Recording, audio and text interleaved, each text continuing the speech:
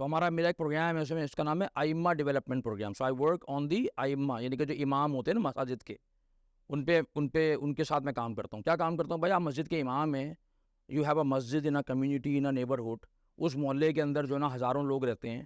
تو آپ امام صاحب ہیں نا، تو امام صاحب کا کیا امپیکٹ ہے؟ امام صاحب کا اس پورے نیبرہڈ کے اوپر کیا امپیکٹ ہے؟ آپ کا ویژن کیا ہے؟ تو ایک امام صاحب کا ویژن جو ہے نا وہ یہ تھوڑی ہونا چاہیے کہ جی آپ نے نماز پڑھا دی، امامت کر لی، چھٹی ہو گئی. ٹھیک ہے نا؟ اگر اگلے 10 سالوں میں یا اگلے 5 سالوں میں آپ کے اس مسجد کے امام ہونے سے اس محلے کے اندر کوئی تبدیلی نہیں آ رہی، کوئی بہتری نہیں آ رہی، کوئی امپروومنٹ نہیں آ رہی، تو پھر آپ کر کیا رہے ہیں یار؟ It's a failure. امام صاحب کا فیلئر ہے، مسجد کی کمیٹی کا فیلئر ہو گیا نا یار. ہاں جی.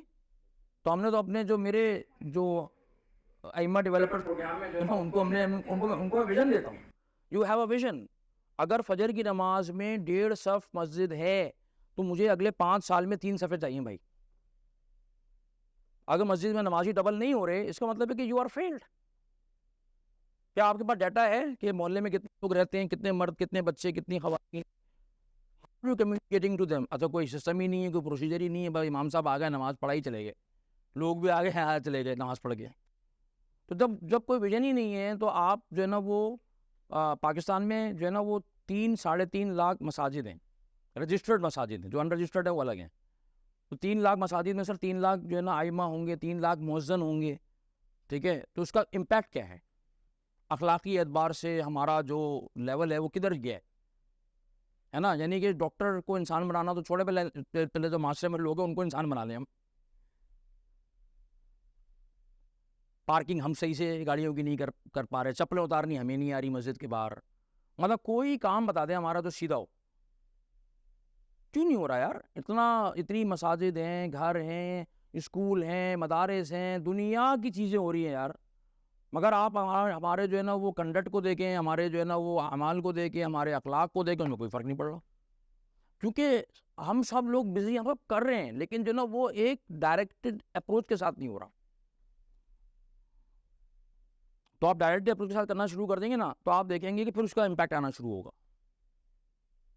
جواد بھائی، تو اس بار ہمیں تو ائمہ پہ بھی کام کرنا ہے. حضرت آپ بھی تو خطیب ہے نا، آپ دیکھیں نا، خطابت تو اب آپ کو جو خطابت کرنی ہے، یعنی میں نے تو اپنے جو میرے حلقے میں جو ائمہ نے، میں نے کہا خبردار جو آپ نے فقہی مسائل کے اوپر جمعے کا خطبہ دیا، میں نے کہا بالکل آپ نے کسی فقہی مسئلے کو چھیڑنا ہی نہیں ہے. ٹھیک ہے. وضو کا مسئلہ، نماز کا مسئلہ، 5-6 ٹپنوں سے اوپر ہیں نیچے ہیں، میں کہا forget about it.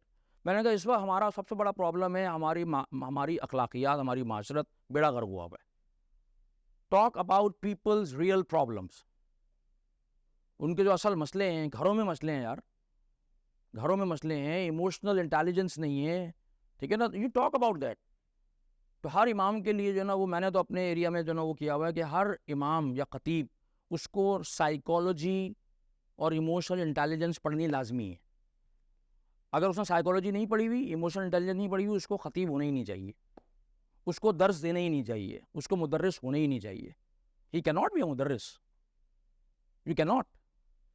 You will destroy because you don't know. آپ نے سائیکالوجی نہیں پڑھی، آپ نے جو ہے نا ایموشنل انٹیلیجنس نہیں پڑھی، اور آپ جو ہے نا وہ 1000 لوگوں سے اگر خطاب کر رہے ہیں تو پتہ نہیں کیا کر رہے ہیں آپ.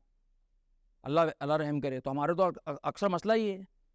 So we are very good in the fiqh knowledge, we are very good in the Islamic knowledge, but we are very bad in the human knowledge. We don't understand the human beings. اللہ کے رسول صلی اللہ علیہ وسلم جو تھے وہ لوگوں کی نفسیات کو دیکھ کر، آڈینس کی نفسیات کو دیکھ کر، معاشرے کے ایشوز کو دیکھ کر اس وقت بات کیا کرتے تھے. ایون ہر بندے کو آپ دیکھیں گے نا، دیکھ کر وہ ان کو ایڈوائز کرتے تھے. ہر بندے کو ایک جیسی آپ کو جو ہے نا ہر بندے، بہت سارے صحابوں کو الگ الگ ایڈوائسز ملیں گی. ایسا ہی ہے نا؟ اور وہ کیا دیکھ کے ہوتی تھی؟ وہ دیکھ کے ہوتی تھی اس کی سچویشن کو. یہ بندہ ہے کون، what is his back ground. آپ ہر کسی کو ایک ہی ایڈوائز تھوڑی کر سکتے ہیں.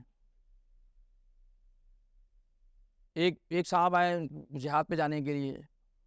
ٹھیک ہے نا؟ اب دیکھیں نا، ایک طرف جہاد کی امپورٹنس ہے، انہوں نے کہ تمہارے گھر میں جو ہے وہ کون ہے؟ انہوں نے کہا میری والدہ ہیں.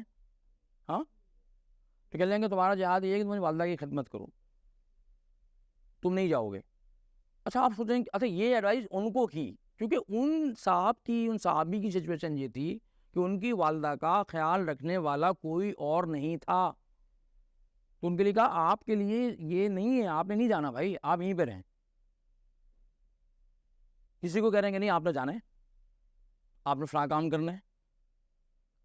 تو understanding human beings is critical if we want to work on human beings.